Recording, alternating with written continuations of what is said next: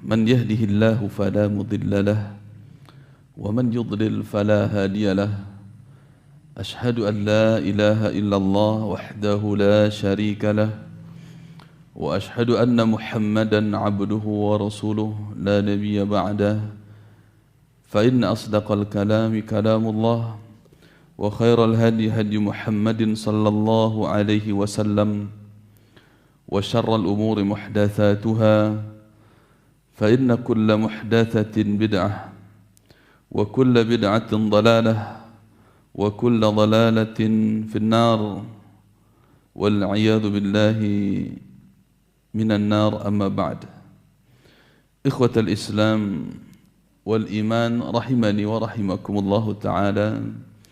Bapak-bapak, ibu-ibu, saudara-saudari, semoga Allah subhanahu wa ta'ala memuliakan kita dengan aqidah Islamiyah, aqidah prinsip yang menuntun kita menuju kebahagiaan hidup di dunia ataupun di akhirat. Sebuah prinsip dan pegangan yang mesti kita pertahankan sampai ajal menjemput kita dalam berbagai terpaan fitnah, ujian, cobaan. Namun bertahan di atasnya adalah sebuah keharusan yang tak mungkin untuk kita tinggalkan. Walaupun ibarat seseorang menggenggam bara api.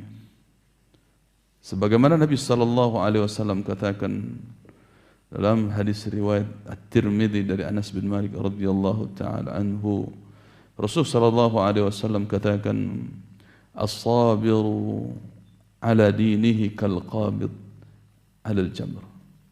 Ya'ti 'ala an-nas zamanun, ya'ti 'ala an-nas zamanun as-sabiru fihim 'ala dinihi kal-qabid 'ala al-jamr.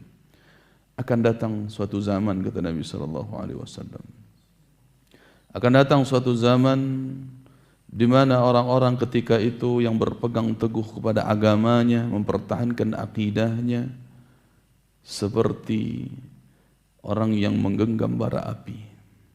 Ibarat dia menggenggam bara api yang tak mungkin digenggam kecuali oleh orang-orang yang betul-betul bersabar di atasnya, oleh orang-orang yang berani mempertahankan akidahnya walaupun harus mengorbankan jiwa dan raganya. Sehingga ikhwati fiddin rahimani wa rahimakumullahu ta'ala, kita memohon kepada Allah subhanahu wa ta'ala istiqamah, ketetapan hati di atas akidah Islamiyah. Dan kita bersyukur kepadanya yang telah memberikan kita kesempatan untuk belajar. Allah subhanahu wa ta'ala kumpulkan kita dalam rangka mempelajari akidah Islamiyah sebagai prinsip dan pegangan hidup kita. Maka di antara rasa syukur tersebut harus kita buktikan dengan upaya kesungguhan kita di dalam mempelajarinya. Dan semoga salawat dan salam kita Allah sampaikan kepada Nabi Muhammad sallallahu alaihi wasallam, kepada orang-orang yang telah menemani beliau dalam perjuangan dakwah beliau menegakkan akidah, yaitu para sahabat. Begitu juga semoga tersampaikan kepada tabi'in, tabi'ut tabi'in, dan tentunya tidak lupa kepada keluarga Nabi sallallahu alaihi wasallam dan berikutnya kepada orang-orang yang meniti jalan yang sesuai dengan ajaran Rasulullah sallallahu alaihi wasallam dan para sahabatnya. Jamaah yang kami cintai dan kami muliakan karena Allah subhanahu wa ta'ala, kita masih di dalam bab qawaid wa usulun fi manhajit talaqqi wal istidlal, yaitu kaidah dan prinsip di dalam mengambil akidah dan berdalil dengan dalil-dalil yang benar, artinya metode berdalil. Pada poin yang ketiga, di mana sebelumnya telah kita bahas tentang menerima dalil, metode salaf di dalam mengambil akidah, mengambilnya dari dalil-dalil yang sahih, Al-Quran dan Sunnah. Sehingga akidah mereka terbangun di atas wahyu, bukan di atas khayalan, di atas pendapat seseorang, di atas hasil pemikiran seseorang, bukan. Akan tetapi berada di atas wahyu dari Allah Subhanahu wa taala. Kemudian poin yang ketiga ini berkaitan dengan bagaimana memahami wahyu tersebut. Al-marja'u fi fahmil kitab wa sunnah huwa an-nususul mubayyinatu laha wa fahmus salafis salih wa man sara ala manhajihim min al-a'immah wa la yu'aradu ma thabata min dhalika bimujarradi ihtimalatin lughawiyah. Terjemahannya bahwa referensi di dalam memahami Al-Quran dan Sunnah adalah nas atau dalil-dalil yang menjelaskan itu semua. Begitu pula dengan pemahaman salaf as-salih, para sahabat, tabi'in dan tabi'un tabi'in, dan pemahaman orang-orang yang selaras sejajar dengan pemahaman ulama salaf tersebut. Kemudian tidak bisa apapun yang telah tegak di dalam Al-Quran dan Sunnah lalu ditentang hanya sebatas dengan kemungkinan-kemungkinan tata bahasa saja. Insyaallah satu persatu akan kita bahas. Jamaah yang kami cintai dan kami muliakan karena Allah Subhanahu wa taala. Ini metode untuk memahami Al-Quran dan Sunnah. Pertama, untuk memahami Al-Quran. Ya, ini pernah juga kita muat tulisan kitab pribadi di dalam website konsultasisyariah.com. Itu sekitar 2 tahun yang lalu. Bisa dicari di Google ya, cara menafsirkan Al-Quran dengan benar, konsultasisyariah.com. Nah, jadi bagaimana metode kita di dalam memahami Al-Quran? Karena ada orang-orang yang sekedar dengan pendapatnya saja. Menurut saya ayat ini berbicara tentang ini. Menurut saya ayat ini begini. Menurut saya ayat ini tidak sesuai lagi dengan zamannya. Menurut saya ayat ini begini dan begitu. Diarahkan kepada pendapatnya sendiri. Ini sebuah kebatilan. Dan ini sumber perpecahan. Sumber perpecahan. Sebagaimana perkataan Abdullah bin Abbas radhiyallahu taala anhuma.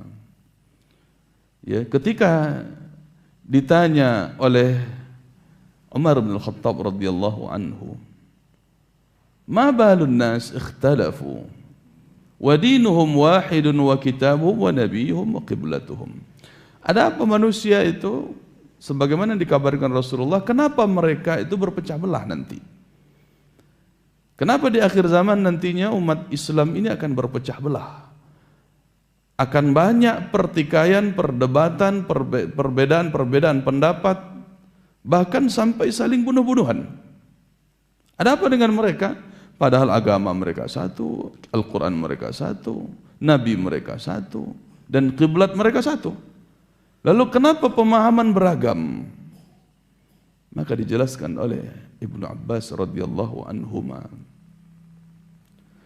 bahwa sesungguhnya Al-Quran telah diturunkan kepada kita. Unzila alaina al-Quran wa qara'nahu wa fahimnahu wa alimna fima unzil. Al-Quran diturunkan kepada kita, kita yang menyaksikan Al-Quran turun, kita yang memahaminya, kita yang tahu sebab-sebab nuzulnya, kita mengerti itu semuanya. Dan tentunya mereka para sahabat dibimbing oleh Rasul sallallahu alaihi wasallam. Wa ya'ti 'alan nasi zamanun, akan datang kata beliau suatu zaman kepada manusia nanti, yaqra'una al-Qur'an wa lam ya'rifu fima unzil. Mereka itu membaca Al-Quran tapi tidak tahu maknanya. Ketika itulah fa asbaha likulli qaumin fihim ra'yun. Maka ketika itu setiap kaum itu punya pendapat masing-masing. Wa idza kana likulli qaumin fihim ra'yun ikhtalafu wa idza ikhtalafu iqtatalu. Ketika mereka sudah punya pendapat masing-masing tentang sebuah ayat, tentang seluruh ayat dalam Al-Quran ataupun sebagiannya, maka mereka akan berpecah belah. Dan ketika mereka telah berpecah belah, mereka akan saling bunuh-bunuhan. Subhanallah. Jemaah yang kami cintai dan kami muliakan karena Allah Subhanahu wa ta'ala. Jadi ketika seseorang memahami Al-Quran hanya dengan pendapat pribadinya, dengan akal pribadinya, kita harus ingat juga seluruh orang itu punya akal. Seluruh manusia punya pendapat. Likulli ra'sin ra'yun. Setiap kepala ada pendapatnya. Maka akan muncul tafsir Al-Quran sejumlah kepala manusia. Pasti akan terpecah belah. Nah, makanya manhaj salaf, metode salaf di dalam memahami Al-Quran ini adalah solusi persatuan umat. Solusi persatuan umat. Karena Al-Quran dan Sunnah yang diturunkan yang kita tahu pada hari ini itu lebih awal dipahami oleh mereka, oleh kaum salaf. Lebih awal mereka mengamalkan dengan bimbingan Rasulullah sallallahu alaihi wasallam. Dan tak sedikit jumlah ayat yang turun dengan sebab-sebab mereka. Pertanyaan-pertanyaan para sahabat, yas'alunaka 'anil khamri wal maisir. Mereka bertanya kepada engkau wahai Muhammad, apa hukumnya khamar dan judi? Siapa yang bertanya ini? Para sahabat. Mereka sebab turunnya ayat-ayat tertentu. Sehingga mereka sangat akrab dengan Al-Quran, dengan pemahaman yang benar sesuai dengan bimbingan Allah Ta'ala dan Rasulnya Sallallahu Alaihi Wasallam. Maka merekalah para sahabat yang disebut dengan para salaf yang berhak untuk kita teladani di dalam metode mengambil, metode memahami nas Al-Quran dan Sunnah. Sehingga jemaah yang kami cintai dan kami muliakan karena Allah Subhanahu wa ta'ala, kalau seluruh pemahaman hari ini, seluruh firqah-firqah yang ada, perpecahan-perpecahan yang ada pada hari ini, jemaah yang kami cintai, kalau seluruh mereka itu merujuk kepada pemahaman salaf, maka tidak akan pernah ada perpecahan. Tidak akan pernah terjadi perpecahan. Tetapi karena memang menyelisihi salaf, bahkan yang diikuti hanyalah tokoh kelompok mereka yang membuahkan hasil pemikiran masing-masing, yang membuahkan tata cara baru dalam beribadah, beragama, sehingga diikuti oleh pengekor-pengekornya. Muncul firqah inilah. Diawali dengan kemunculan Khawarij, Syiah, Mu'tazilah, Jahmiyah, dan seterusnya. Karena mengacu kepada guru saja, kepada pendiri sekte tersebut. Yang Khawarij, begitu pula Syiah, merujuk kepada tokoh besar mereka, Abdullah bin Saba. Di samping Khawarij juga punya tokoh-tokoh yang lain yang mereka ikuti. Begitu pula Mu'tazilah yang mengacu kepada pemikiran guru besar mereka, Wasil bin Atha. Sehingga pemahaman-pemahaman Al-Quran ini tidak lagi satu. Padahal sebelumnya Wasil bin Atha ini berguru kepada tabi'in yang bernama Al-Hasan Al-Basri rahimahullah. Seorang alim tabi'in yang lurus, yang manhaj akidah beliau persis seperti akidah para sahabat. Akhirnya memecahkan barisan, memisahkan diri. Wasil bin Atha mendirikan sekte sendiri, di mana pemahamannya terhadap Al-Quran hanyalah berdasarkan logika saja. mengedepankan akal dalam memahami nas Al-Quran dan Sunnah, sehingga terjadilah perpecahan. Dan inilah perselisihan yang besar ketika Al-Quran tidak lagi dipahami dengan cara yang benar dalam metode salaf, ditafsirkan sendiri-sendiri.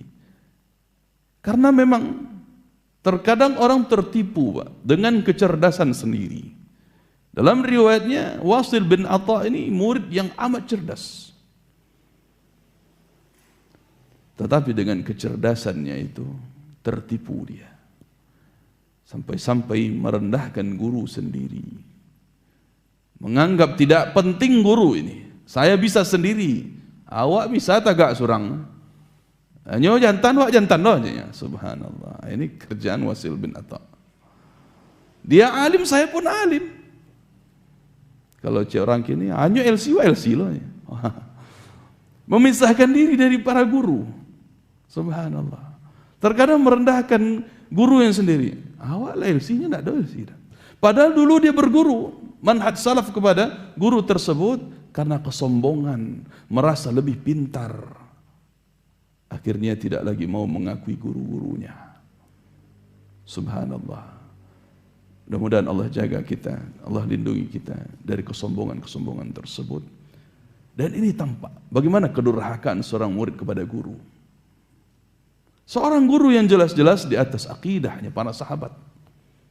Imam Al-Hasan Al-Basri rahimahullah ta'ala. Tapi ditentang habis-habisan oleh murid yang hanya mengandalkan akal yang ketika itu terpengaruh dengan aliran-aliran filsafat yang dimasukkan ke dalam Islam ketika itu. Subhanallah. Sehingga jemaah yang kami cintai dan kami muliakan karena Allah Subhanahu wa ta'ala. Lalu bagaimana metode yang benar yang diajarkan para salaf di dalam memahami nas Al-Quran dan Sunnah? Pertama, di dalam memahami Al-Quran, kita harus tahu bagaimana cara menafsirkan Al-Quran itu sendiri. Dijelaskan para ulama tafsir, berbagai kitab tafsir yang sudah kita coba untuk mencarinya, sepakat mereka para ulama tafsir untuk menafsirkan satu ayat itu harus didahulukan dengan cara ayat menafsirkan ayat yang lain, yang disebut dengan tafsir Quran bil Quran. Sebagaimana ini juga disebutkan dalam kitab Ulumul Quran Syekh Manna Al-Qattan yang judul Mabahith fi Ulumil Quran, ya, yang disebut dengan tafsir bil ma'thur. Yang pertama itu tafsir dengan metode riwayat. Maka riwayat yang pertama adalah tafsir Quran bil Quran, menafsirkan Al-Quran dengan ayat Al-Quran itu sendiri. Bisa ayat tersebut berada dalam satu surat yang sama. Al-Qari'ah, Mal-Qari'ah, wa ma adraka mal-Qari'ah. Ditanya tentang Al-Qari'ah itu apa? Langsung ditafsirkan oleh ayat berikutnya, yauma yakunun nasu kal farashil mabthus. Itu tafsirnya. Apa itu Al-Qari'ah? Hari ketika manusia berterbangan, ya, seperti bulu yang berterbangan, ya, atau seperti laron yang berterbangan. Ya, begitu pula dengan gunung yang ketika itu seperti kapas berterbangan. Nah, inilah hari kiamat yang disebut dengan Al-Qari'ah. Jadi tafsir tentang apa itu Al-Qari'ah ada di ayat berikutnya. Begitu pula tentang Lailatul Qadar, ya, ada di dalam surat yang sama. Dan banyak sekali ayat-ayat dalam Al-Quran yang menjelaskan demikian. Bahkan dalam satu ayat menjelaskan kalimat yang lalu. Ada juga ayat menafsirkan ayat yang lain tetapi dalam surat yang berbeda. Ya, di antara contohnya ketika Allah Subhanahu wa taala mengatakan wa idh qulna lil malaikati isjudu li Adam fasajadu illa iblis. Dan ketika kami menyerukan kepada para malaikat untuk sujud, maka seluruh malaikat itu bersujud kecuali iblis. Ini kalau hanya ditafsirkan dengan akal, maka akal akan berkata, oh kalau begitu iblis ini bagian dari malaikat. Karena seluruh malaikat itu sujud kecuali iblis. Jadi seakan-akan dalam nalar pendek kita mengatakan, oh iblis dikecualikan, berarti dia sebelumnya adalah bagian dari malaikat. Nah, akan tetapi kalau kita lihat di dalam surat Al-Kahfi, maka disinilah tafsirnya. Fasajadu illa iblis kana minal jin. Illa iblis kana minal jin, itu maksudnya. Maka para malaikat itu sujud kecuali iblis yang tak mau sujud karena dia adalah bagian dari jin. Dia adalah bangsa jin, bagian dari bangsa jin, bukan bangsa malaikat. Nah, ini memperjelas kepada kita, oh ternyata memang iblis itu bukan bagian dari malaikat, melainkan bagian dari bangsa jin. Nah, makanya para ulama dengan tata bahasa Arabnya tentu menjelaskan ada yang namanya pengecualian yang disebut dengan istisna munqati' dengan makna walakin, ya, akan tetapi beda halnya itu artinya. Ada namanya pengecualian yang terputus, pengecualian yang terputus yang bukan bagian dari jenis. Contohnya, seluruh murid telah meninggalkan ruangan kelas kecuali buku-buku mereka. Nah, ini biasa dipakai dalam penuturan bahasa Arab. Seluruh murid telah meninggalkan kelas kecuali tas mereka, kecuali buku mereka. Apakah buku ini bagian dari murid? Bukan. Ini yang namanya istisna munqati' atau pengecualian yang sifatnya terputus, yang tidak bagian dari sesuatu yang dianggap umum sebelumnya. Nah, sehingga maknanya di situ adalah akan tetapi. Ya, seluruh murid telah keluar dari kelas, akan tetapi buku mereka tetap berada di kelas. Itu yang makna dari pengecualian tadi. Begitu pula dengan ayat yang dalam surat Al-Baqarah dijelaskan, seluruh malaikat itu sujud, akan tetapi iblis tak mau sujud. Nah, itu dia. Nah, sehingga jemaah yang kami cintai dan kami muliakan karena Allah Subhanahu wa taala. Ya, jadi hilang kerancuan tadi. Hilang kerancuan tentang apa yang kita pikirkan, ya, bahwa ayat ini seakan-akan bermakna seperti ini. Ya. Subhanallah, Pak.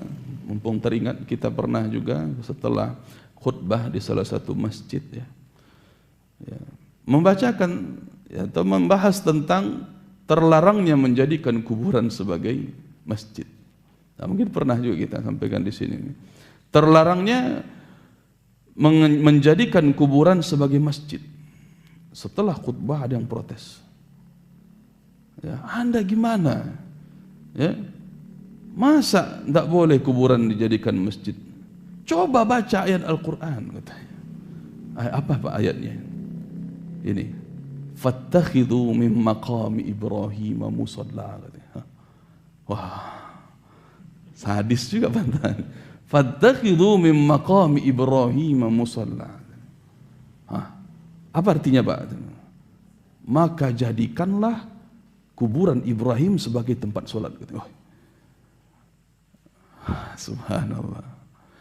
Jadi mereka memaknai ini, maqam Ibrahim itu, kalau orang Indonesia bilang makam, pemakaman, kuburan. Subhanallah.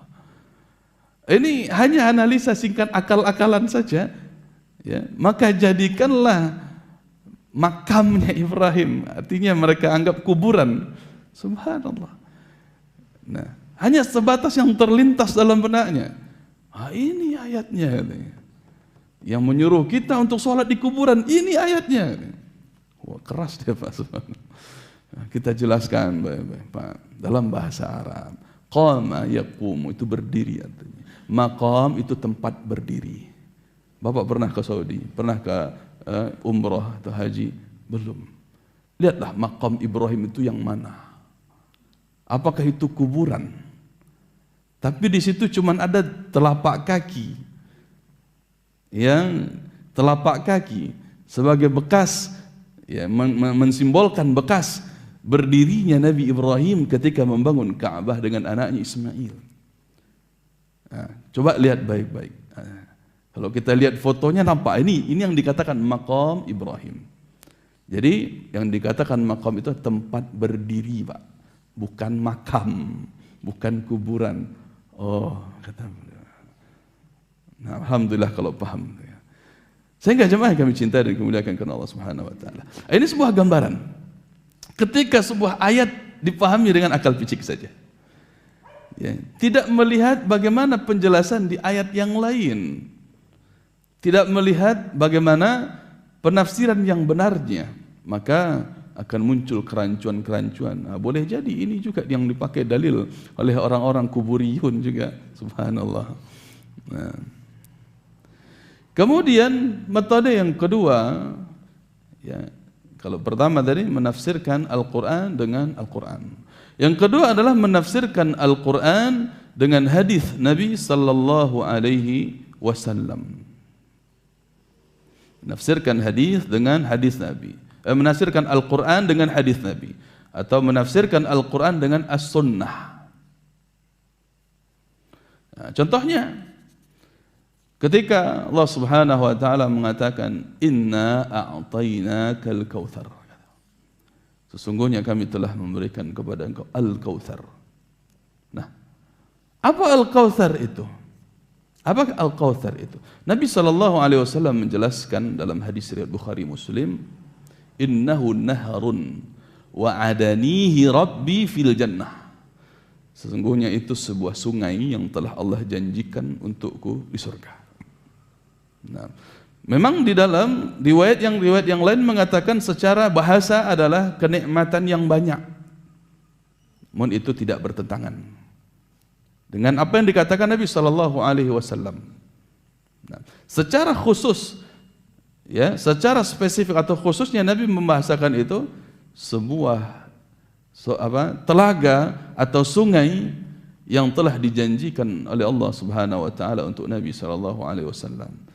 Inilah yang disebut para ulama sebagai haudun Nabi sallallahu alaihi wasallam, telaganya Nabi. Nah, ya. Namun secara umum Al-Kautsar itu diterjemahkan atau diartikan sebagai kenikmatan yang banyak, maka ini pun tidak bertentangan karena tidak bertolak belakang dengan apa yang dikatakan Nabi SAW dan merujuk kepada bahasa Arab yang fasih. Sehingga jemaah yang kami cintai dan kami muliakan karena Allah Subhanahu wa taala. Nah, banyak juga orang-orang yang keliru di dalam, ya, memahami Al-Quran ini sehingga tidak merujuk kepada hadis. Ada dalam surat Al-Hijr, ayat terakhir kalau salah, wa'bud rabbaka hatta ya'tiyakal yaqin. Nah, surah Hijr. Dan sembahlah Rabbmu, beribadahlah kepada Rabbmu sampai datang kepadamu al-yaqin. Wah, kesimpulanlah orang-orang tarekat tasawuf. Berarti kalau saya sudah yakin kepada Allah, hakul yakin bahasa mereka, tidak perlu lagi salat, tidak perlu lagi ibadah, karena saya sudah hakul yakin. Ainul yakin, hakul yakin, itu bahasa mereka, Pak. Jadi tidak perlu lagi beribadah kepada Allah, karena ayatnya begitu katanya. Dan beribadahlah kepada Allah, wa'bud rabbaka, dan ibadahlah kepada Rabbmu sampai hatta ya'tiyakal yaqin, sampai datang kepadamu al-yakin. Jadi menurut dia al-yakin itu adalah keyakinan dalam hati. Kalau sudah datang keyakinan tentang keesaan Allah, keagungan Allah, tak perlu lagi beribadah kepada Allah, karena sudah hakul yakin. Subhanallah. Sependek itu pemahaman dalam memahami Al-Quran, muncullah aliran-aliran sesat. Ya, kan memang begitu kenyataan. Mereka yang tidak lagi sholat, intinya kan yakin katanya. Tidak lagi sholat, tidak sholat. Ya. Sholat Jumat pun banyak ngelesnya. Saya sudah sholat di Arab katanya. Ya. Saya sudah hakul yakin. Ya, puasa, apa puasa? Apa intinya puasa? Saya sudah yakin. Subhanallah. Hanya berdasarkan pemahaman keliru di dalam memahami Al-Quran. muncullah kesesatan yang menyebar kemana-mana. Padahal Nabi SAW menjelaskan tentang al-yaqin itu adalah al-maut, kematian. Itu yang makna yakin menurut Rasulullah SAW. Kematian. Berarti ayatnya berbunyi, dan ibadahlah, ya, beribadahlah kepada Allah sampai mati gitu. Sampai kamu mati, sampai datang kepadamu kematian. Nah, inilah yang sesuai dengan yang dicontohkan Nabi SAW. Menjelang wafat beliau masih sempat-sempatnya sholat. Tidak pernah beliau tinggalkan sholat. Ya, tidak pernah beliau tinggalkan sholat sama sekali. Ibadah apapun tidak pernah beliau tinggalkan. Sampai-sampai menjelang beberapa saat menjelang beliau wafat, tampak kayu siwak di tangan saudaranya Aisyah radhiyallahu anha. Tertuju mata beliau kepada kayu itu, dan Aisyah menawarkan, apakah engkau mau kayu siwak ya Rasulullah? Iya, kata, ambilkan. Sempat bersiwak sebagai ibadah kepada Allah Subhanahu wa taala. Tidak pernah beliau tinggalkan ibadah, Pak. Jadi kurang yakin apa Rasul kepada Allah? Kurang yakin apa? Nah, itu maknanya, ya, bukan yakin sebagaimana yang dipahami oleh kita. Nah, sehingga jemaah yang kami cintai dan kami muliakan karena Allah Subhanahu wa taala, ya, banyak sekali kekeliruan-kekeliruan yang terjadi karena salah di dalam, ya, menafsirkan Al-Qur'an ini. Maka metode yang ketiga, tafsirul Quran, begitu juga sekaligus, ya, dengan as-sunnah bi aqwalis sahabah wa atharihim, dengan perkataan para sahabat. Nah, dengan perkataan para sahabat, karena mereka yang paham tentang Al-Quran itu.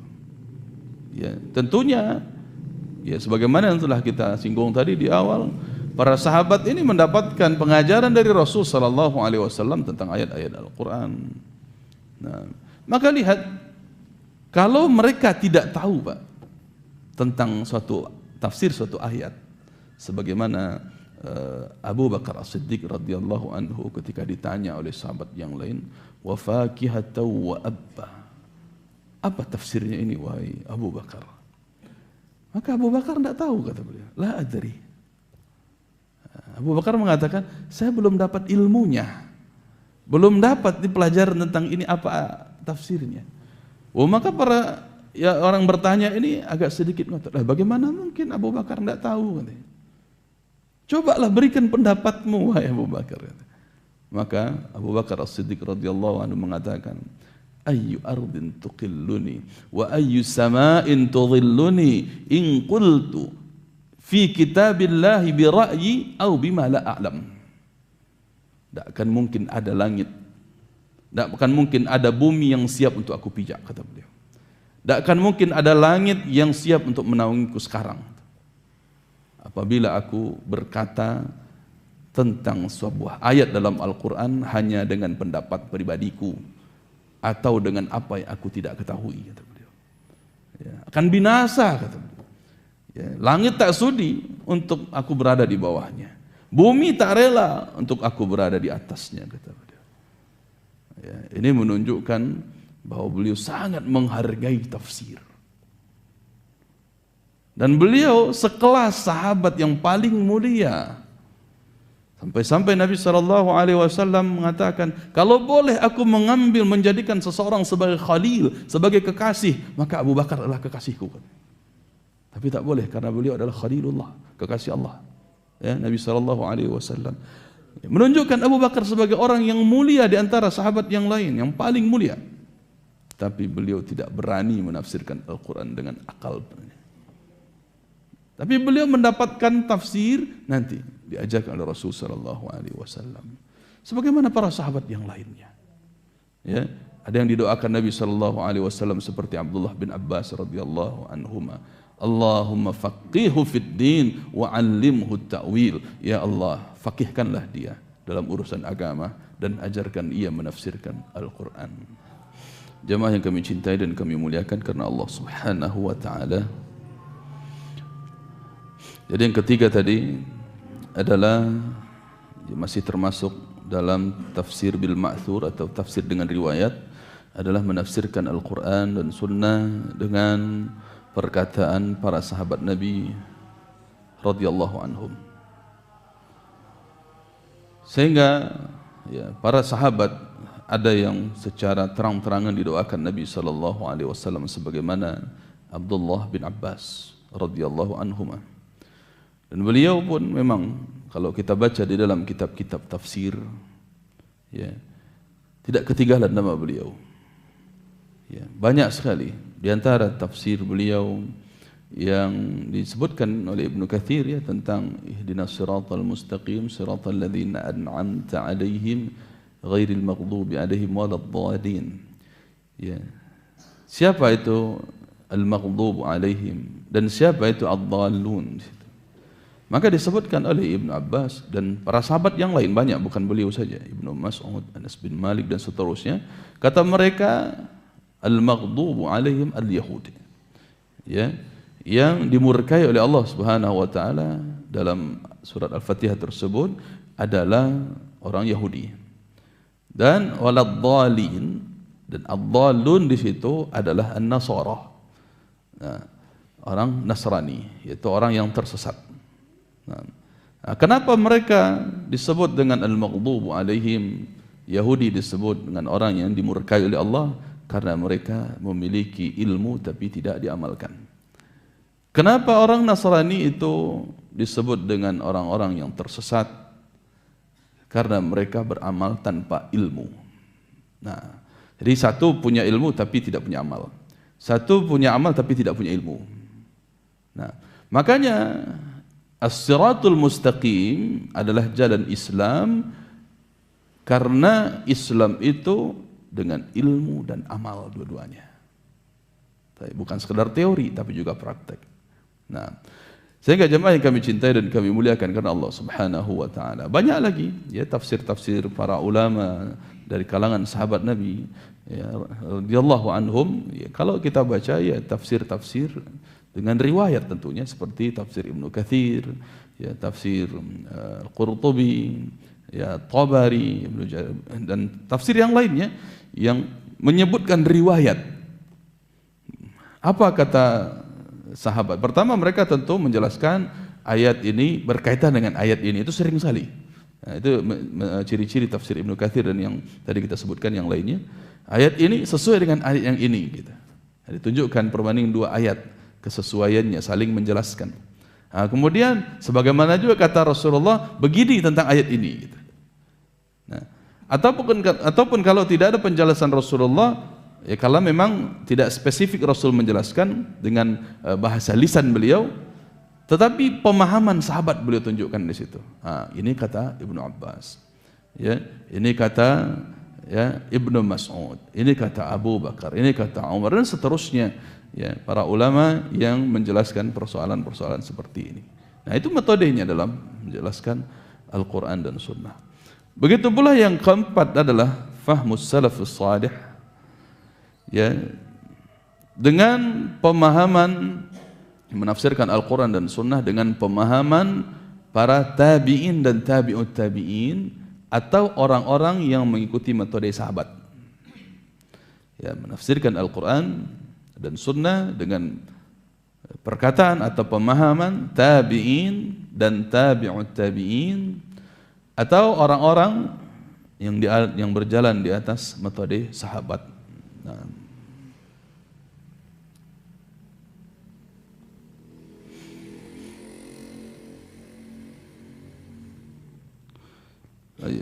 di sini diantaranya yang disebutkan ya, para ulama tentang siapa mereka yang sering diberikan julukan sebagai ahlut tafsir dari kalangan sahabat dan tabi'in.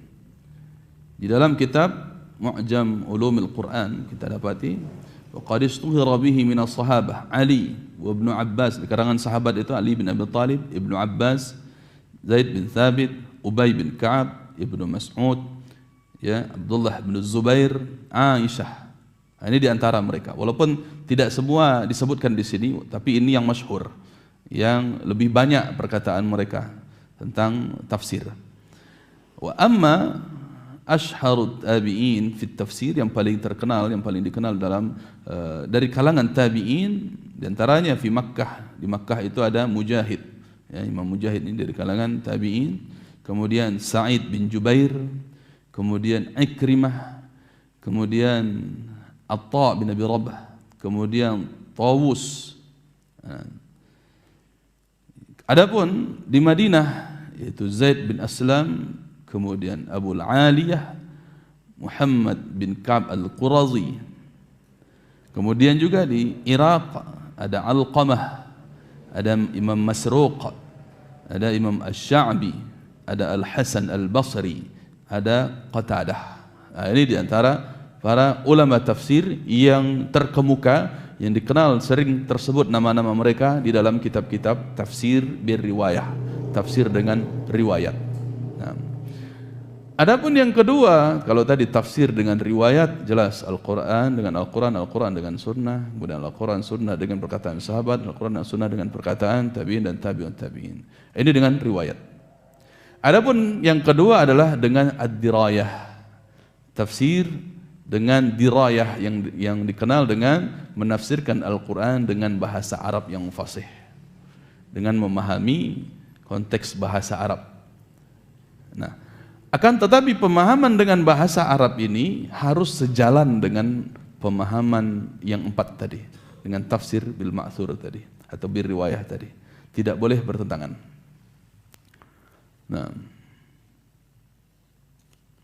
Nah, makanya wala yu'aradu ma thabata min dzalika bi mujarrad ihtimalatin lughawiyyah. Ini sambungan perkataan Syekh Nasir Al-Aqal dalam pembahasan ini, ya tidak boleh dipertentangkan. Tidak ada yang bertentangan, artinya tidak boleh dari sisi bahasa, walaupun dia bahasa Arab yang fasih, lalu bertentangan dengan metode riwayat. Nah, maka ini tidak diterima. Ya, walaupun hanya secara bahasa. Contohnya, ya, salat itu kalau dilihat dari tata bahasa Arab, artinya doa wa dzikir atau zikir. Maka tidak bisa dikatakan udah salat adalah ketika sudah berzikir, tidak bisa. Ya, walaupun secara tata bahasa adalah maknanya iya zikir, namun penafsirannya tidak segampang itu. Harus melihat kepada tafsir Nabi SAW, yaitu sallu kama ra'aitumuni usalli. Salatlah kalian, tegakkanlah salat sebagaimana kalian melihatku salat. Disimpulkan para ulama, Nabi SAW salat itu dengan gerakan, dengan ucapan yang dimulai dengan takbir, yang berhenti dengan taslim salam. Nah, lengkap dia satu paket yang tidak cukup hanya zikir-zikir saja. Kemudian mengklaim saya ahli zikir, berarti saya sudah sholat. Tidak mungkin begitu. Nah, ini salah paham juga ya di dalam ya memahami Al-Quran hanya dengan pemahaman bahasa saja, secara etimologi bahasa kita, secara dilihat dari secara tata bahasa. Nah, maka ini tidak dibenarkan ya menafsirkan Al-Quran hanya sebatas itu. Baik. Sehingga jemaah yang kami cintai dan kami muliakan karena Allah Subhanahu wa taala, ya, ini metode di dalam menafsirkan Al-Quran yang sudah jelas insyaallah. Kita lanjutkan kemudian kepada yang poin yang keempat. Insyaallah waktunya masih ada. Usulud dini kulluha qad bayyanaha an-nabiy sallallahu alaihi wasallam. Wa laysa li ahadin an yuhditha syai'an za'iman annahu min ad-din. Nah, ini sebuah prinsip juga. Ya, prinsip Ahlus Sunnah wal Jamaah menyebutkan bahwa seluruh perkara pokok dalam urusan agama, usuluddin, ya, perkara pokok dalam urusan agama, kulluha, seluruhnya tanpa kecuali, qad bayyanaha an-nabiy sallallahu alaihi wasallam, telah dijelaskan oleh Nabi sallallahu alaihi wasallam, telah beliau jelaskan. Walaysa li ahadin an yuhditha syai'an za'iman annahu minad din, dan tidak berhak siapapun, seorang dari manapun dia, tidak berhak untuk membuat hal-hal baru. An yuhditha, membuat hal-hal baru, Kemudian za'iman, dia klaim bahwa itu minad din, bagian dari agama. Ya, tidak berhak bagi siapapun itu. Yang dengan penilaiannya ini kan bagus, ini kan baik. Lalu dia klaim ini bagian dari agama. Padahal Rasulullah tidak mengajarkan itu. Ini prinsip. Ini prinsip. Nah, maka persoalan ittiba'un Nabi sallallahu alaihi wasallam dan persoalan bid'ah itu adalah ranahnya akidah. Pembahasan dalam akidah, masalah prinsip yang tak bisa ditawar-menawar. Karena ancaman-ancamannya berat. Ya, dalam hadis yang terkait juga masalah haud tadi, telaganya Nabi sallallahu alaihi wasallam akan datang nanti, kata Allah, kata Rasul sallallahu alaihi wasallam. Dalam hadis riwayat Bukhari, akan datang nanti di di hari kiamat. Ya. Nabi SAW yang dahulu memasuki telaganya, kemudian diikuti oleh pengikut-pengikut beliau untuk masuk ke telaga. Karena Nabi SAW menjelaskan tentang telaga beliau yang airnya itu asyaddu bayadan minal laban, lebih putih daripada susu. Ya. Lebih manis, ahla minal asal, lebih manis daripada madu. Faman syariba minhu lam yadhma abadan. Siapa yang telah menyicipi, meminumnya air dari telaga tersebut, selama-lamanya setelah itu dia tak akan pernah lagi kehausan. Tak pernah lagi kehausan di akhirat nanti.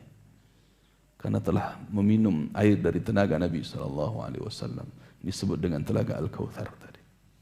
Lalu kemudian, kata beliau, kemudian akan didatangkan sekelompok umat yang Nabi mengenal beliau,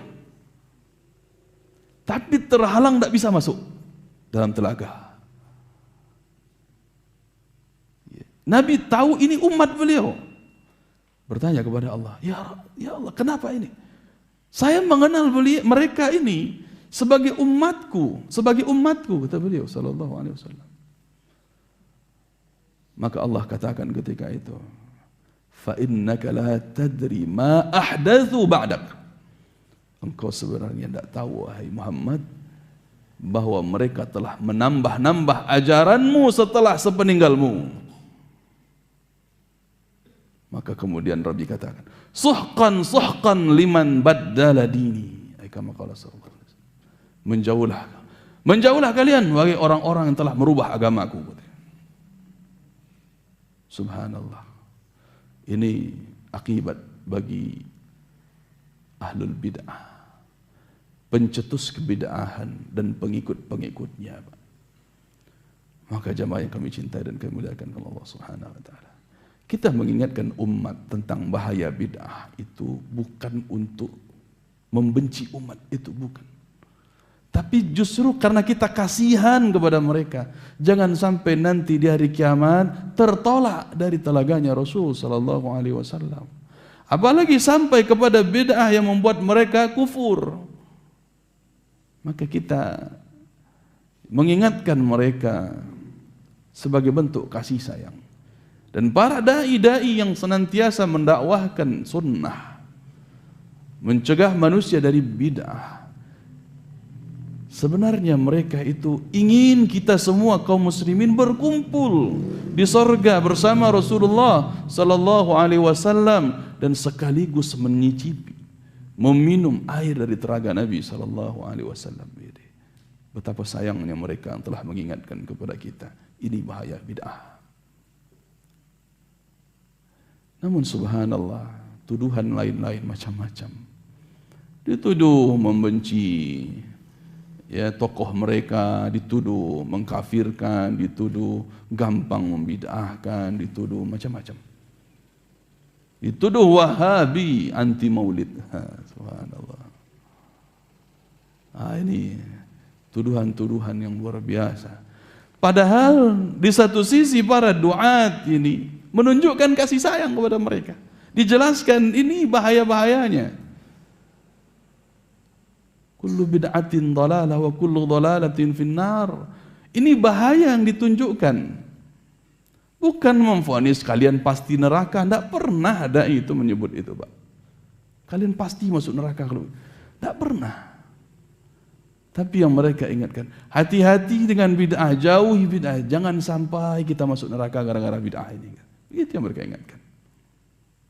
Ya, tidak pernah mereka memojokkan, tapi justru mereka itu mengingatkan, ayo kita ikuti Nabi Muhammad SAW sebagai bukti cinta kita kepada Allah. Qul in kuntum tuhibbunallah fattabi'uni yuhibbukumullah. Katakan kepada mereka, kalau kalian itu betul-betul cinta kepada Allah, wahai Muhammad, katakan kepada mereka, kalau kalian betul-betul cinta kepada Allah, fattabi'uni, maka ikutilah aku. Ikuti Nabi Muhammad sallallahu alaihi wasallam. Yuhibbukumullah, maka Allah akan mencintai kalian. Ini dalam rangka mendapatkan cinta Allah Subhanahu wa taala. Maka kita cinta kepada saudara-saudara kita kaum muslimin, sehingga itu ayo kita menuju kepada cinta Allah. Ayo kita mengikuti Nabi Muhammad sallallahu alaihi wasallam. Karena kita khawatir terjadi apa yang dikisahkan Nabi sallallahu alaihi wasallam ini tentang orang yang terusir dari telaga.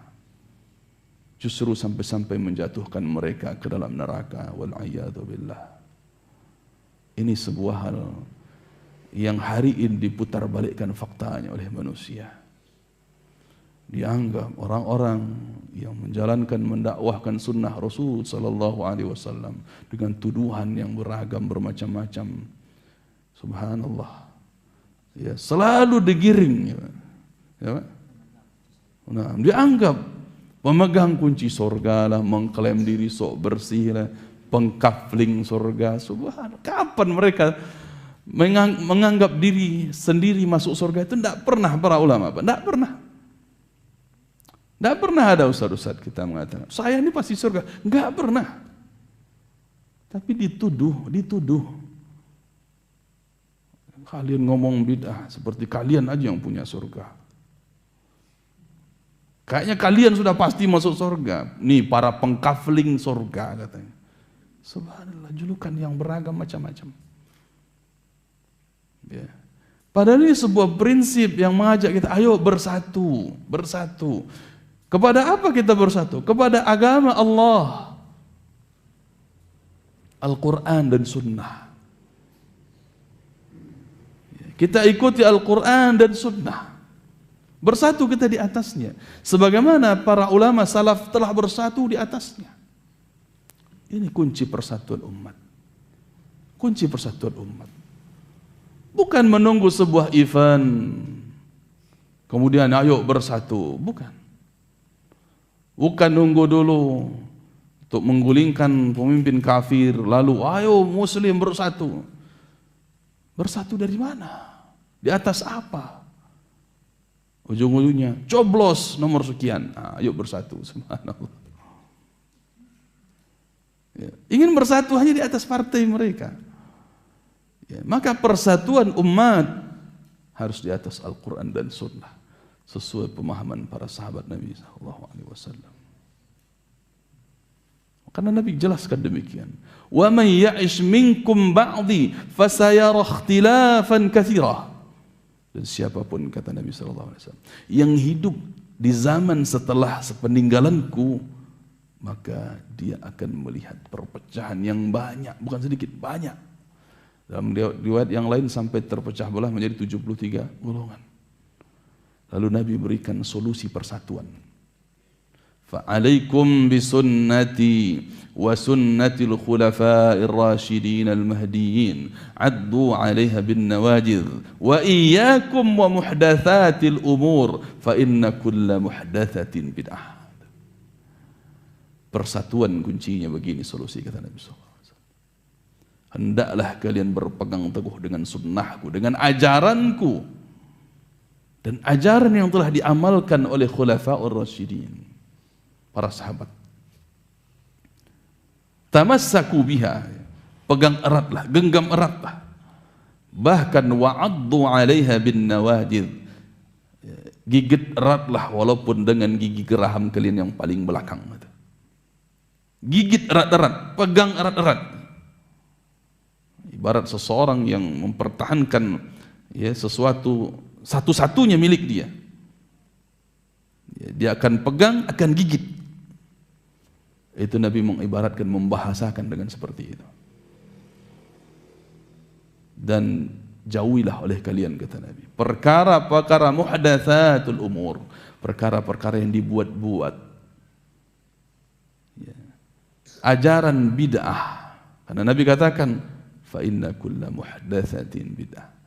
Perkara-perkara baru dalam urusan agama yang dibuat-buat setelah sepeninggalku, maka itu adalah bid'ah, kata Nabi sallallahu alaihi wasallam. Ya. Ini diselewengkan lagi oleh orang. Setiap perkara baru bid'ah. Kalau begitu mik bid'ah. Gelas ini tidak ada orang ceramah pakai air minum. Ini bid'ah. Subhanallah. Boleh pakai mik, pakai kamera. Ini bid'ah. Ya. Dia pahami dengan hadis juga. Karena setiap hal yang baru, kullu muhdatsatin bid'ah. Maka kembali kepada kaji yang tadi. Memahami hadis itu pun dengan hadis yang lain. Man ahdatsa fi amrina hadza ma laysa minhu fahuwa raddun. Yang bid'ah itu dalam urusan fi amrina, urusan kami, yaitu urusan Islam, urusan agama, bukan urusan dunia. Mik ini urusan duniawi. Naik haji pakai pesawat itu urusan duniawi. Ya, antum a'lamu bi umuri dunyakum, kalian lebih tahu tentang urusan-urusan terkait kemaslahatan dunia kalian, kata Rasulullah sallallahu alaihi wasallam dalam makna perkataan beliau. Ya, jadi perkara bid'ah itu bukan masalah duniawi, tapi perkara yang memang di sini dikatakan za'iman annahu minad din, yang diklaim bahwa itu bagian dari agama. Contohnya sekarang tersebar, ya, sedang viral perayaan peringatan Maulid Nabi. Nah, tanyakan kepada dia, apakah peringatan ini disandarkan kepada urusan teknik bengkel komputer, urusan dunia? Enggak, mereka katakan ini bagian dari agama. Peringatan Maulid ini bagian dari agama. Enggak ada mereka mengatakan peringatan Maulid ini bagian dari politik, duniawi, enggak ada. Tapi ini bagian dari agama. Mereka berharap pahala kepada Allah dengan melakukan ritual itu. Nah, padahal Rasulullah SAW tidak pernah merayakan hari kelahiran beliau. Ya, Nabi SAW tidak pernah merayakan itu. Lalu bagaimana akan kita rayakan?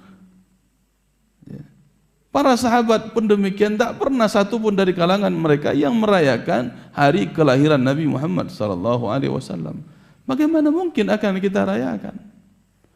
Kalau itu sebuah ibadah yang diajarkan Rasulullah, pasti para sahabat itu lebih awal melakukannya, Pak. Tidak peduli lagi mereka, oh ini akan begini, akan jadi begini, hikmahnya begini. Tidak. Karena para sahabat itu ketika mendapatkan instruksi, perintah dari Rasulullah, langsung sami'na wa ata'na. Walaupun dalam sholat, Pak, walaupun dalam sholat. Ada perintah, Rasul katakan kiblat kita sudah berubah dari Masjidil Aqsa ke Masjidil Haram. Dalam sholat ada orang yang memberi kabar begitu, langsung putar badan mereka, Pak. Karena sami'na wa ata'na. Jadi enggak ragu kalau para sahabat itu sangat taat kepada Rasulullah sallallahu alaihi wasallam. Jadi bagaimana mungkin para sahabat tidak merayakan kelahiran Nabi? Kalau memang itu bagian dari agama. Tapi ternyata itu bukan bagian dari Islam. Perayaan hari ulang tahun itu bukan bagian dari Islam. Ya, bahkan ulang tahun Nabi itu siapa yang biasa merayakan, Pak? Merayakan hari ulang tahun Nabi Isa. Siapa yang mereka sebut dengan Natal? Bukan sekedar anggapan bahwa itu Nabi Isa, bukan, tapi itu anak Tuhan, kata mereka. Ini perayaan kelahiran. Ya, maka Natal dengan Maulid itu artinya sama. Secara bahasa artinya sama. Hari kelahiran. Sehingga jemaah yang kami cintai dan kami muliakan, agama Islam ini punya ciri khas yang tidak boleh ikut-ikutan kepada agama lain. Tidak boleh ikut-ikutan kepada agama lain. Sampai salah seorang sahabat itu bertanya kepada Rasulullah sallallahu alaihi wasallam, "Wahai Rasulullah, orang-orang Nasrani kalau menyuruh umatnya berkumpul itu pakai lonceng. Rasulullah, mereka pakai lonceng. Lalu kita bagaimana? Apa boleh pakai lonceng?" Nabi terdiam dulu, menunggu turunnya wahyu. Sampai ada seorang sahabat, beberapa sahabat yang mendengar dalam tidur mereka lafaz azan. Lafaz azan. Ya. Maka ini ditanyakan kepada Rasul sallallahu alaihi wasallam, "Ya Rasulullah, kami mendapati lafaz azan begini. Untuk ya, begini bagaimana pendapatmu ya Rasul?" Jadikan itu sebagai ya cara untuk mengumpulkan manusia menuju salat. Jadi tak sama lonceng dengan azan, tak sama. Tak ada kemiripan sama sekali. Maka Islam itu berbeda dengan syariat manapun karena dia memiliki kekhususan. Adapun masalah-masalah furu' yang ditetapkan dalam Islam, yang dibenarkan seperti adanya puasa Daud, itu perkara-perkara yang khusus dan sifatnya furu' tidak sama dengan perkara-perkara yang tadi. Ya. Adapun secara keumumannya Nabi katakan, "Wa khaliful yahud wan nasara." Berbedalah kalian dengan orang-orang Yahudi dan Nasrani. Tapi subhanallah banyak ya ide-ide yang ingin menyamakan ya dalam rangka awalnya mungkin untuk menandingi, tapi ujung-ujungnya menyamakan. Kalau mereka punya peringatan hari kelahiran Nabi mereka, kita bikin pula lah sebagai tandingan, kata mereka. Kalau mereka punya tahun baru Masehi, kita rayakan pula tahun baru Hijriah, kata mereka. Ditiru-tiru. Padahal Nabi SAW telah mencukupkan, telah aku cukupkan kepada kalian 2 hari raya dalam setahun, Idul Fitri wa Idul Adha. Tidak ada hari raya berikutnya, tidak ada. Selain hari raya pekanan, hari Jumat saja. Ya, namun itu tidak disebut sebagai hari raya ya secara tahunannya. Karena Aid itu adalah yang berulang setiap tahun. Nah, kalau kita bisa berpikir sedikit lebih waras lagi, Pak. Bahkan Nabi SAW ketika ditanya tentang puasa Senin, beliau menjawabnya, itulah hari aku dilahirkan. Lihat. Menunjukkan itu bukan hari raya. Karena Nabi puasa ketika itu. Puasa setiap Senin. Sedangkan haram hukumnya berpuasa di hari raya. Haram hukumnya berpuasa di hari raya.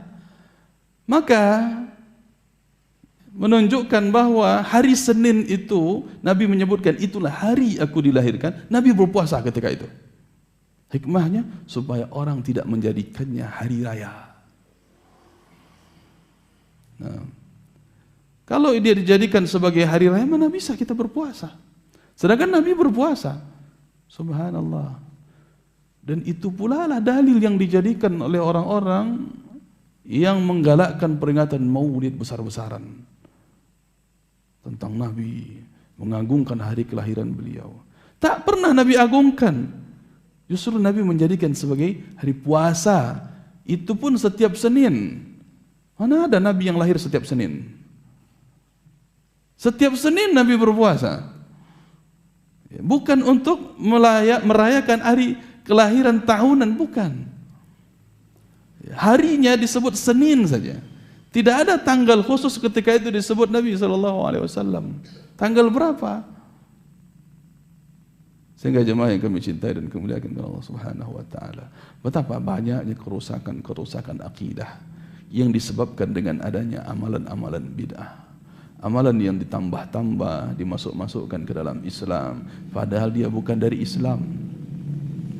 Ya, padahal dia bukan dari Islam, tapi dimasukkan, diklaim itu bagian dari Islam, akhirnya merepotkan umat Islam itu sendiri. Orang lah repot pula kok PNS dipotong gaji sadar dia antuk zakat profesi. Baru meninggal pencetusnya itu. Pembuat ajaran zakat profesi itu baru kemarin meninggalnya. Lihat betapa orang jadi repot. Kalau dari pengumpul pajak iyalah. Kok lama ada Pak, subhanallah kata mereka. Tetapi siapa? Ya, masyarakat PNS yang mereka seharusnya mendapatkan jatah gaji mereka dipotong. Untuk apa? Zakat profesi. Betul enggak, Pak? Ya. Padahal di zaman Nabi SAW profesi itu banyak. Ada tukang kayu, ada karyawan, ada pegawai, ada gubernur, ada banyak yang Nabi tunjuk. Ini sebagai gubernur di Syam, gubernur di Mesir dan seterusnya. Tapi gaji mereka tidak pernah Nabi hitung zakat profesinya. Tidak pernah. Jadi zakat itu dihitung dari apa? Dari uang yang terkumpul. Yang terkumpul 1 tahun di atas nisab. Baru keluarkan zakatnya. Ini setiap bulan. Nah, dari mana Nabi pernah mengeluarkan zakat setiap bulan? Tidak ada. Ya, nggak ada zakat tiap bulan. Kalaupun zakat hasil pertanian itu setiap kali panen dikeluarkan, bukan hitungan bulan. Setiap kali kapan dia panen. Nah, ini entah kemana diajukan, entah di mana datang pemikiran-pemikiran sepertinya. Akhirnya, ya, diakui juga oleh kebanyakan kaum muslimin di Indonesia ini, diterima pemikiran demikian, dan ujung-ujungnya merepotkan juga, karena amalan-amalan bid'ah itu merepotkan. Habis sholat, ya, diajak untuk salaman kanan, kiri, depan, belakang. Kita lagi berzikir, pukul pahanya, salam. Ramai orang satu masjid untuk salaman kanan kiri. Pada Rasulullah SAW bukan mengajarkan begitu. Kalau habis salat istighfar, astaghfirullah, astaghfirullah, astaghfirullah. Allahumma antas salam wa minkas salam, tabarakta ya dzal jalali wal ikram. Pendek, Pak. Baru lanjutkan zikir berikutnya. Ini bid'ah malah menambah-nambah lagi, ya. Astaghfirullahnya enggak cukup itu aja, tapi dipanjangkan lagi astaghfirullahalazim dan terus berpanjang-panjangan. Sampai dengan Allahumma antas salam wa minkas salam tabarakta ya dzal jalali wal ikram. Enggak cukup kata mereka, harus ditambah. Wa ilaika ya'udus salam wa adkhilnal jannata daras salam tabarakta apa lagi. Allahu a'lam. Nah, jadi orang malas berzikir, Pak. Kenapa? Susah zikir itu, panjang kata mereka. Yang bikin panjang repot itu bid'ah. Kalau kita amalkan cukup dengan apa yang diajarkan Nabi SAW, Islam itu terasa sangat mudah. Mudah dihafal, mudah diamalkan, mudah dirutinkan. Nah, tetapi yang namanya bid'ah ini, subhanallah, orang tak henti-hentinya bikin kreasi-kreasi baru. Ada saja penambahannya. Sebelum adzan baca dulu, innallaha wa malaikatahu yusholluna 'alan nabi, gitu. Nah, padahal tanyakan kepada, adakah Rasulullah mengajarkan begitu? Ini kan bagian dari agama. Ya, adakah Rasulullah menyuruh kalau kalian mau adzan baca dulu innallaha wa malaikatahu yusholluna 'alan nabi? Adakah demikian? Tidak pernah, Pak. Nah, sehingga kalau mau adzan langsung dimulai dengan Allahu Akbar. Ini malah direpot-repotkan lagi, diperpanjang-panjang, diberibet-ibetkan lagi dan sebagainya. Ya, belum lagi ritual-ritual ibadah-ibadah yang lain yang akhirnya orang akan semakin menjauh dari Islam, menganggap Islam itu susah. Na'udzubillah, padahal Islam itu mudah. Kalau kita cukupkan dengan apa yang diajarkan oleh Nabi Muhammad sallallahu alaihi wasallam. Maka ini perkara-perkara akidah, perkara-perkara usul yang telah dijelaskan oleh Nabi Muhammad sallallahu alaihi wasallam, maka tidak ada, ya, berhaknya seseorang di dalam membuat-buat hal baru yang mereka klaim bahwa itu bagian dari agama. Allah Subhanahu wa taala katakan, "Al-yawma akmaltu lakum dinakum wa atmamtu 'alaikum ni'mati wa raditu lakum al-Islam madina." Pada hari ini telah aku sempurnakan bagi kalian agama kalian dan telah aku cukupkan rezekiku atas kalian dan telah aku ridai Islam sebagai agama bagi kalian. Sebagaimana juga ini sudah kita bahas juga di dalam mengenal Rasul sallallahu alaihi wasallam dalam pembahasan al-usul as-salatah, namun tetap saja mesti kita murajaah terus, tetap kita untuk mengingat-ingatnya agar Allah Subhanahu wa taala mengistiqomahkan kita di atas ajaran Nabi Muhammad sallallahu alaihi wasallam. Barakallahu fikum. Kita lihat tanya jawab sedikit.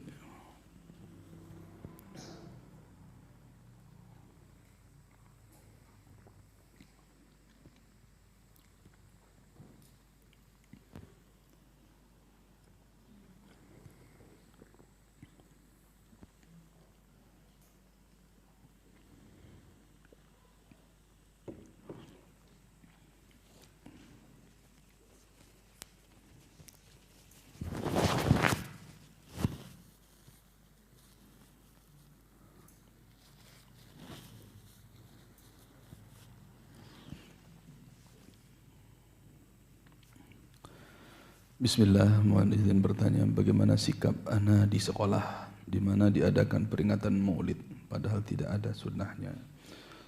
Jemaah yang kami cintai, pertama, ya tentu kita tanya dulu, kenapa pilih sekolah itu?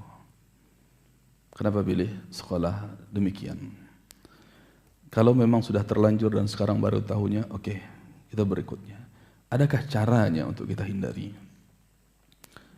Ya, tanyakan, apa resikonya kalau tidak ikut? Itu yang kita pertimbangkan. Apa resikonya kalau tidak ikut? Ya.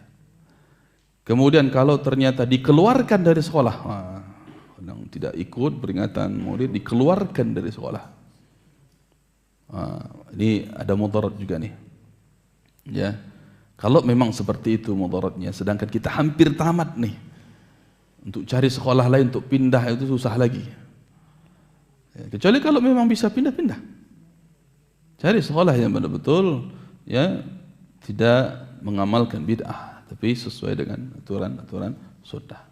Tapi kalau memang sudah keadaan seperti tadi, lihat nih, maka kondisi-kondisi ini tidak bisa dipukul rata sebenarnya. Lihat ya mana mudaratnya, mana ya keadaan-keadaan yang masih bisa kita memungkinkan untuk menghindarinya. Maka timbang-timbang dengan akhaffud dararainnya juga dipakai di situ. Ya, bukan dalam pemilu dipakainya akhaffud dararain. Tapi dalam kaidah-kaidah biasa dasar dan sering kita dapati dalam kehidupan kita. Nah, mana yang lebih ringan mudaratnya? Kita dikeluarkan dari sekolah kah? Atau ya kita terpaksa mengikutinya? Nah, lihat dulu. Kalaupun memang kita memilih, wah sudah tanggung, sudah hampir tamat, sudah ini, nanti orang tua begini, mudaratnya besar kalau keluar dari sekolah. Oke, masuk ke situ, lihat apa kondisi berikutnya. Bisakah duduk paling belakang? Bisakah duduk di paling belakang? Ya, atau bisakah sering izin ke kamar mandi ketika acara itu? Dan seterusnya. Insya Allah kita bisa pikirkan sama-sama. Ya. Cari cara gimana caranya bisa terus tetap mengingkari dengan hati, kalaupun dengan lisan tak sanggup untuk mengingkarinya, apalagi dengan perbuatan tadi. Kalau dengan perbuatan kita sanggup mengingkarinya, sudah pindah sekolah, kan begitu. Dengan lisan kita tidak sanggup juga untuk menasihati guru, walaupun memang kita upayakan itu, kita perjuangkan dulu, mengingatkan begini-begini, kita dakwahkan. Tapi apa boleh buat? Tidak sanggup lagi. Bagaimana caranya mengingkari dengan hati? Ya, pilih tempat bagaimana supaya kita tidak berada di situ, tidak ikut-ikutan ke situ. Nah, ini sekolah umum contohnya. Bisakah ketika acara itu sambil dengerin murotal? Ya, headsetnya jalan terus, acara tidak diikuti, tapi untuk ngisi absen saja gitu. Nah, ini kan banyak pertimbangan-pertimbangan seperti demikian. Yang penting apapun itu acara-acara bid'ahnya, ya Tidak perlu kita untuk masuk-masuk ke dalamnya, untuk bermudah-mudah.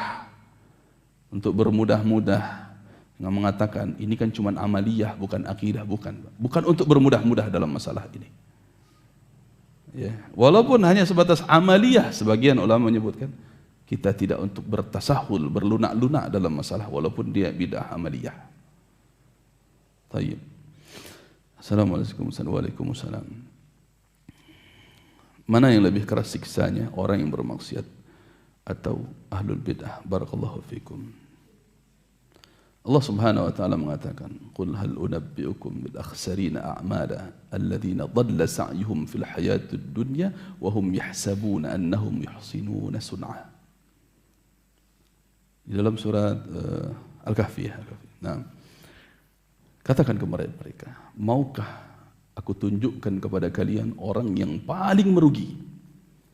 Akhsarina a'mala. Orang kalau sudah paling merugi, Pak, maka jelas ini terancam neraka tentunya. Ya, terancam neraka. Nah, karena berkaitan dengan neraka, Allah sering mengatakan ulaika humul khasirun, mereka lah penduduknya sebagai orang-orang merugi.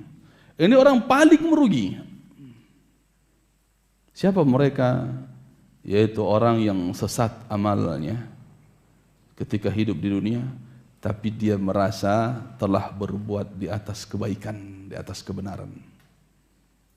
Wa yahsabuna annahum yuhsinuna sun'a. Ya. Amalan bid'ah kan demikian. Dia merasa ini kan baik, apa salahnya saya ikut kegiatan maulid, isinya kan zikir, membaca sirah Nabi. Ini kan baik, akan begitu. Jadi ada orang yang merasa amalnya itu telah baik, tapi sebenarnya berada di atas kesesatan. Inilah itu bid'ah itu sendiri. Maka terkait dengan dosanya tentu berdasarkan ayat ini lebih berat masalahnya daripada maksiat yang lain. Apalagi terkait masalah bid'ah ini urusannya urusan akidah. Pelanggaran dalam urusan akidah itu lebih besar, lebih berat daripada urusan amaliyah yang lainnya. Kemudian juga disebutkan para ulama, orang yang berbuat bid'ah itu lebih dalam tersesatnya daripada orang yang berbuat maksiat. Karena orang yang kalaupun dia berbuat maksiat, dia masih merasa itu dosa. Tentang peminum khamar, dia tahu itu dosa, Pak. Selama dia orang muslim, itu dia tahu itu dosa. Ini bagian dari seseorang yang tidak mungkin tidak tahu tentang itu. Fima la yasa' jahluhu. Perkara yang tidak mungkin orang tidak tahu sebagai dia muslim, tidak mungkin dia tidak tahu bahwa khamar itu haram, tidak mungkin. Sehingga ketika dia masuk ke dalam maksiat itu, minimal dia tahu dalam dirinya itu haram. Dan biasanya ada saat-saat yang menggetarkan dia untuk meninggalkan yang haram tersebut dengan kehendak Allah Subhanahu wa taala. Tetapi ahlul bid'ah dia merasa itu baik. Ya, gitu masalahnya. Dia enggak peduli orang menceramahi dia, orang memberitahu dia. Yang penting menurut dia saya telah berada di atas kebenaran. Jangan ganggu ibadah saya. Jangan ganggu kebiasaan saya. Saya telah berada di atas kebenaran, kata mereka. Nah, makanya agak sulit bertobatnya orang pelaku bid'ah ini. Agak sulit bertobatnya. Ya. Tentu semuanya ya, dikembalikan kepada kehendak Allah Subhanahu wa taala. Nah, ada orang yang mungkin selama ini cuma ikut-ikutan, biasanya lebih mudah untuk bertobat. Tetapi pencetusnya ini agak susah. Pencetusnya. Ya, dia telah membuat sebuah buku bahkan untuk perayaan Maulid, buku Barzanji ya. Oleh siapa? Nama guru mereka ya, Syekh Barzanji lah siapa namanya, enggak tahu. Ya. Ini gimana caranya? Sudah tersebar kemana-mana. Sekarang muncul lagi buku-buku baru yang ditulis oleh ahlul bid'ah tentang itu, yang ingin buku itulah yang dibaca dalam peringatan Maulid. Sehingga dia sangat mencintai perbuatan itu. Kenapa? Karena dia merasa telah berada di atas kebenaran. Yuhsinuna ya wa yahsabuna annahum yuhsinuna sun'a. Mereka mengira, mengklaim bahwa mereka sedang berada di atas kebaikan gitu. Nah, itu yang sulitnya untuk bertobat. Tapi seperti tadi orang yang tahu mencuri itu haram, ya, dia bermaksiat, dia tahu mencuri itu haram. Ya, sedikit atau banyaknya tertanam dalam dirinya merasa bersalah. Tapi kalau bid'ah mana ada merasa bersalah. Taib. Sehingga jemaah yang kami muliakan, kami cintai karena Allah Subhanahu wa taala, ini bagaimana juga dinukilkan banyak dari ulama salaf yang menunjukkan hal demikian, bahwa bid'ah itu lebih dicintai iblis daripada maksiat. Ini sebabnya. Allahu a'lam. Iya, Pak.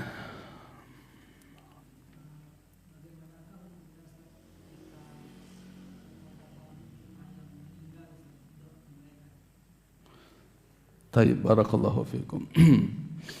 Bagaimana hukumnya mendoakan tokoh ahlul bid'ah yang telah meninggal? Taib, jemaah kami cintai dan kemuliakan karena Allah Subhanahu wa taala. Selama bid'ah itu bukan bid'ah mukaffirah, bukan bid'ah yang menyebabkan orang jadi kafir. Ada bid'ah yang menjadikan seseorang jatuh kepada kafir, yaitu Syiah, bid'ah agama Syiah. Ini mutlak haram kita mengucapkan tarahum rahimahullah untuk dia, tidak boleh. Nah, akan tetapi ada bid'ah yang sifatnya ghairu mukaffirah, tidak menjatuhkan ke dalam kekufuran. Maka persoalan ini perlu kita dudukkan baik-baik. Ya, pertama, hukum dia tetap sebagai seorang muslim yang tetap berhak mendapatkan doa tarhum kita. Dia sebagai seorang muslim. Yang jadi masalah adalah ketika diumumkan di publik,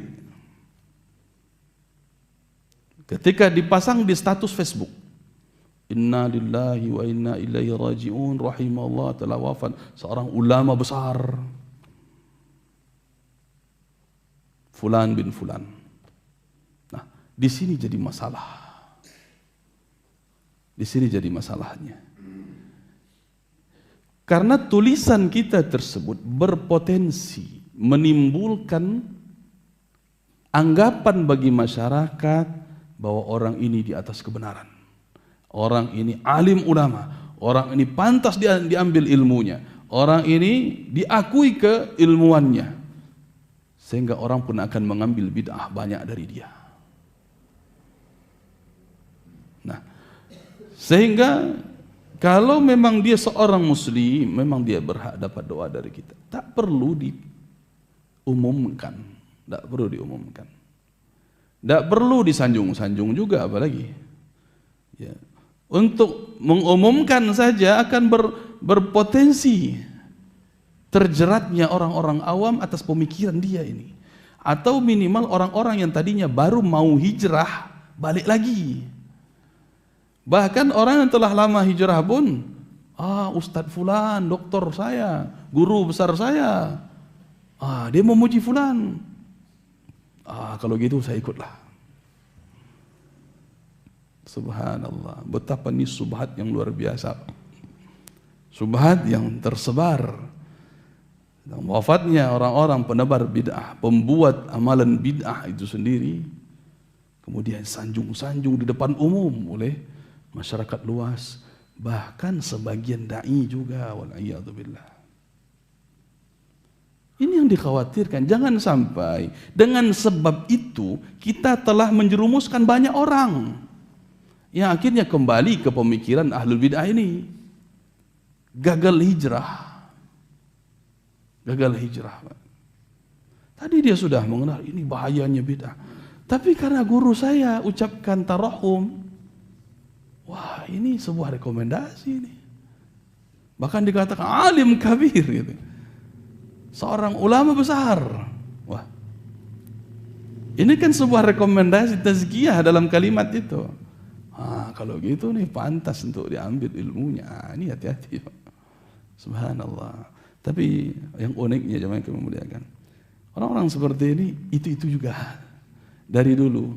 Persoalan masalah ya, pergerakan Ikhwanul Muslimin itu sulit untuk dibendung, sulit untuk mereka simpan baik-baik dalam hati mereka, sulit untuk mereka bendung dalam diri sendiri, tapi ingin mereka luapkan bahwa kekaguman saya ini pada tokoh Ikhwani gitu. Sulit untuk ditanam baik-baik dalam diri dengan dalih dia kan Muslim, dia kan Muslim. Iya, kita tidak mengkafirkan memang. Tapi tanya juga, apakah ketika tetangganya Muslim meninggal dia tulis status juga di Facebook? Apa bedanya kemusliman tetangganya dengan musliman orang ini? Oh dia kan tokoh ulama, kan ketahuan siapa orang yang dianggap dia seorang alim ulama yang besar yang harus diambil ilmunya. Ya. Atau banyak kaum muslimin yang meninggal di Kanjuruhan kemarin, apa dia tulis juga? Subhanallah. Memang kita katakan sulit sekali ya hasrat Ikhwani itu untuk dipendam. Kalau nafasnya jelas dari dulu seperti itu, hanya sebatas ikut gelombang hijrah, orang hijrah loa gitu. Sepertinya berpotensi ini dakwah di dalam mereka bilang ini komunitas salafi ini lebih menggiurkan kayaknya nih. Masuklah ke situ. Ya, mereka membahasakan masuk, Pak. Entah kapan menjadi kelompok. Padahal salafi itu bukan sebuah kelompok. Ya, tidak ada firqah. Ya, yang mereka sebut demikian. Tapi mereka membahasakan, saya masuk ke situ gitu. Karena salah paham dengan istilah-istilah salafi. Bahkan mereka menyebutnya dan terang-terangan ini salafi wahabi juga. Tapi saya nyaman berada di dalamnya. Subhanallah. Ada tulisan-tulisannya yang dari itu selalu muncul terkait dengan pemerintah, selalu gatal untuk berkomentar, Pak. Untuk menjatuhkan pemerintah. Selalu muncul tuh ya, DNA-nya tentang keikhwaniannya selalu bergejolak untuk mengungkapkan saya adalah tokoh harokah ini, ingin menggulingkan presiden ini dengan berbagai redaksi cara. Subhanallah. Inilah kebiasaan orang-orang Ikhwanul Muslimin. Jadi kembali kepada persoalan tadi jamaah yang kami cintai dan kami muliakan karena Allah Subhanahu wa taala tentang ahlul bid'ah yang memang mereka masih bagian dari Islam, tidak melakukan bid'ah kekufuran, maka mereka adalah kaum muslimin. Dan kaum muslim itu berhak mendapatkan doa langsung ataupun tidak langsung. Bagaimana kita berdoa diajarkan Nabi sallallahu alaihi wasallam, Allahumma ighfir lil muslimina wal muslimat wal mu'minina wal mu'minat al ahya'i minhum wal amwat. Ya Allah, ampunilah seluruh orang-orang Islam, laki-laki ataupun perempuan, orang-orang mukmin laki-laki ataupun perempuan, yang masih hidup ataupun yang telah meninggal, semuanya kita doakan semuanya secara umum tanpa terkecuali. Selama statusnya sebagai seorang muslim wajib untuk kita doakan.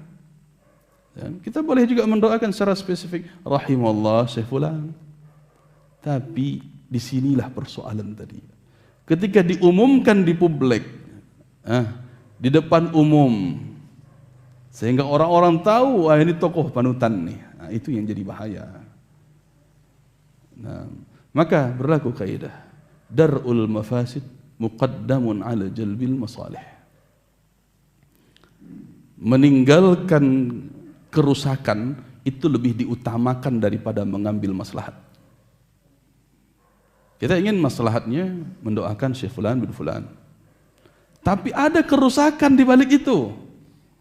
Kalau kita tampakkan terang-terangan, maka kita tinggalkan demi mencegah kerusakan. Itu jauh lebih baik daripada kita ingin mencari maslahat tadi. Allahu a'lam. Barakallahu fiikum. Wah, subhanallah, makin banyak ternyata. Assalamualaikum warahmatullahi wabarakatuh. Bolehkah murid menasihati kesalahan gurunya, Ustaz? Kalau boleh, bagaimana cara menasihatinya? Barakallahu fiikum. Sangat boleh. Sangat boleh. Nah, bahkan memang seharusnya sesama muslim itu punya hak untuk saling nasihat menasihati. Ya. Tidak boleh kalau seorang guru anti nasihat, tidak boleh. Nah, dia harus lapang dada menerima nasihat selama nasihat itu betul-betul di atas kebenaran, mengingatkan dia, tidak ada masalah. Harus diambil. Taib, harus dia terima karena selama itu berasal dari Al-Quran dan Sunnah di atas kebenaran. Nah, maka sangat dianjurkan bahkan seorang seorang murid menasihati gurunya.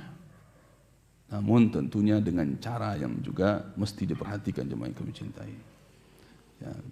Caranya diantaranya salah satu ya, ulama menjelaskan, Allah lupa siapa syekh tersebut, yaitu dengan bertanya kepada guru tersebut. Jadi bukan dengan kalimat pernyataan, Ustaz, Anda telah mengatakan begini berarti Anda telah begini, bukan begitu bahasanya. Nah, Ustaz, ya misalnya dia salah ngomong, ya kesalahan dia dalam masalah apa nih? Nah, tanyakan dengan cara, Ustaz, bolehkah kita ya membela ahlul bid'ah? Bolehkah kita mempromosikan ahlul bid'ah misalnya? Kita jabri ini, tanya. Nah, nanti gimana jawabannya? Nah, biasanya kalau seseorang sudah ditanya tentang sesuatu, apalagi seorang yang alim, insya Allah dia akan banyak berpikir, akan menjadi kepikiran, sehingga dia akan mencarikan risetnya, mencarikan penelitian tentang pertanyaan tersebut, dan akhirnya dia menyadari, oh ternyata yang saya ucapkan kemarin itu salah ya. Banyak Pak sebenarnya demikian. Alhamdulillah Anda sering mendapatkan ya kritikan dengan cara pertanyaan. Alhamdulillah ini sebuah nikmat. Kadang di Facebook kita salah nulis. Ada yang bertanya saat begini, Masya Allah, terima kasih antum sudah mengingatkan begini. Nah memang seharusnya seperti itu. Ya walaupun tentunya Anda tidak mengklaim sebagai guru bagi mereka, tetapi ya Allahu a'lam mungkin ini sebagai jalannya kita untuk sama-sama belajar.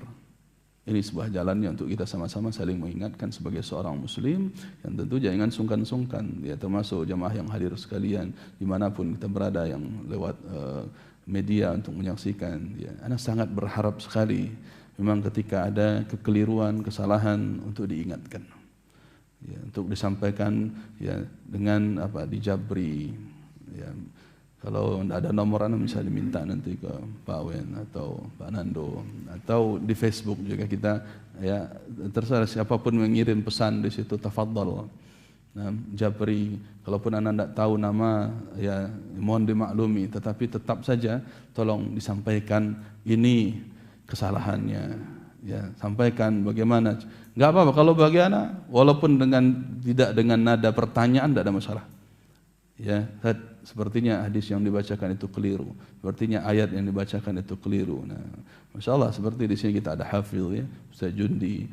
Anda pengen sekali beliau untuk mengkoreksi. Ini ayatnya salah baca, begini yang seharusnya, ya ini harakatnya begini, ini ayatnya begini. Ingin sekali seperti itu, Pak. Karena memang jamaah yang kami cintai dan kemuliakan karena Allah Subhanahu wa taala, kita tidak pernah mengklaim diri kita suci.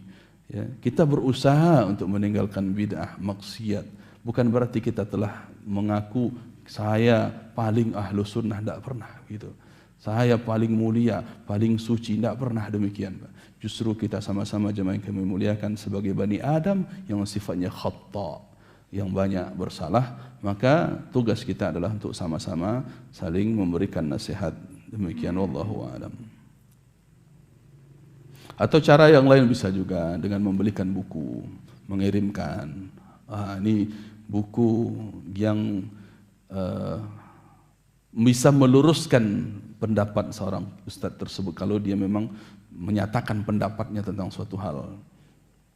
Mungkin keliru, sampaikan dengan kirim-kirim buku lah. Atau apa saja, banyak cara-cara yang baik yang bisa kita pilih yang tentunya orang-orang paham tentang itu insyaallah. Yang jadi masalah kalau belum dinasihati tetapi akhirnya diumbar, dikritik di depan umum, ini jadi masalah. Yang tentunya kalau kita melihat guru kita demikian, belum tentu dia akan berubah. Tapi subhanallah kita khawatir jauh nanti lebih terpeleset lagi. jauh lebih terpeleset lagi. Makanya ketika kita menjelaskan tentang kesalahan, kekeliruan, kita tidak sebut nama, Pak. Tak sebut nama. Nah, makanya antum tolong jangan menduga-duga siapa yang kita katakan, jangan menduga-duga. Ini yang dituju, yang ditembak fulan bin fulan, tidak, kita tidak menembak siapapun. Yang penting yang namanya kesalahan kita sampaikan itu kesalahan tanpa menunjuk siapapun orangnya. Nah, ini profesionalnya, Pak. Nah, ya semoga kalau ya antum tahu ataupun tidak tahu, kita berbalas pesan dengan seseorang untuk menasihati. Ya, mudah-mudahan ini sebuah wasilahnya, mudah-mudahan bermanfaat, dan semoga Allah Subhanahu wa taala menunjukkan kita semuanya, karena semuanya kita tidak akan pernah ada yang lepas dari kesalahan, sehingga semoga kita diberikan taubat oleh Allah Subhanahu wa taala. Insyaallah waktu kita 2 menit, ini pertanyaan masih ada, mungkin kita qadha kita jamak dengan pertanyaan pekan depan insyaallah juga. Ana mohon maaf sudah agak sedikit terforsir. Barakallahu fikum. Ini sedikit mungkin diringkas saja dalam 1 menit. Assalamualaikum Ustaz, izin bertanya. Waalaikumsalam. Apakah untuk hasil pertanian seperti cabai dan bawang dan lain-lain, apakah ada hasil zakat pertaniannya? Tidak. Zakat pertanian jemaah yang kemuliaan itu hanya khusus untuk makanan pokok yang sifatnya bisa disimpan. Jadi dia makanan pokok yang bisa disimpan. Nah, contohnya beras, itu makanan pokok kita dan dia bisa disimpan. Ada orang punya makanan pokok tapi tidak bisa disimpan. Contohnya kalau makanan pokoknya jagung. Jagung bisa disimpan. Yang bisa disimpan itu jagung makanan ayam, bukan makanan orang. Jadi bukan makanan pokok yang dikeluarkan zakatnya. Nah, begitu juga dengan apa? Ubi. Ada makanan pokoknya ubi, bisa disimpan. Disimpannya dalam bentuk tepung. Tanya dulu, apakah tepung itu makanan pokoknya? Kalau memang iya, dia bikin nasi apa? Gaplek apa namanya itu? Kalau memang itu makanan pokoknya, itu boleh itu memang dikeluarkan zakatnya, Allahu a'lam. Nah, jadi zakat hasil pertanian adalah makanan pokok yang bisa disimpan, Allahu a'lam. Barakallahu fikum. Subhanakallah wa bihamdika asyhadu an la ilaha illa anta astaghfiruka wa atubu ilaik. Assalamualaikum warahmatullahi